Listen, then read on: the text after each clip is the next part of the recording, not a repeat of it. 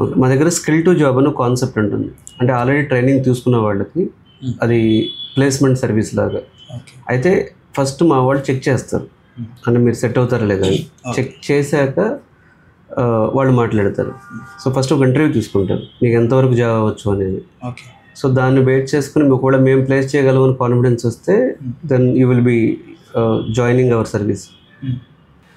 Last month మేము nearly 100 members jobs ఇప్పించాం. ఒకవేళ మీ దగ్గర ఆ సబ్జెక్ట్ ఉంటే our team can schedule interviews for you. లేదు అంటే ఎక్కడ గ్యాప్ ఉందో కూడా చెప్తారు. సార్ టీమ్తో మాట్లాడండి. Thank you. Hello sir, good morning. Good morning అండి, అబ్దుల్లా గారు. సార్ నాది 2019లో పాస్ అవుట్ ఐటీలో. ఒక 2 years కరోనా వల్ల జాబ్ రాలేదు సార్. అందులో కొంచెం కాంపిటేటివ్ ప్రిపేర్ అవ్వను. ఇది డేటా అనలిస్ట్, డేటా సైన్స్ ఇది కోర్స్ తీసుకోవాలని అనుకుంటున్నాను సార్. ఇలా నా కెరియర్ గ్యాప్కి అలా మ్యాచ్ అవుతుంది scope. Data science, data analyst మంచి ఆప్షన్ అండి. But data analyst, only data అనలిస్ట్లో అన్ని జాబులు లేవు మార్కెట్లో.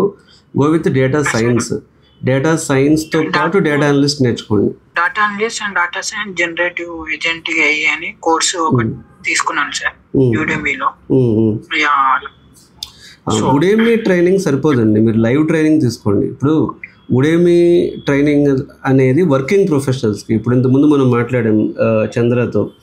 సో ఆయన ఏంటంటే working. So working is different. ఇప్పుడు మీరు ఐటీలోకి వెళ్ళాలనుకుంటున్నారు. సో ఐటీలోకి వెళ్ళాలనుకున్నప్పుడు మీ థాట్ ప్రాసెస్ డిఫరెంట్ ఉండాలి.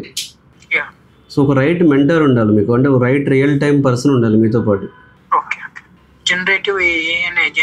అంటే అన్ని అవసరం లేదండి. డేటా సైన్స్ విత్ AI అనేది పర్ఫెక్ట్గా నేర్చుకుంటే మీకు చాలా కాల్స్ వస్తాయి. ఓకేనా?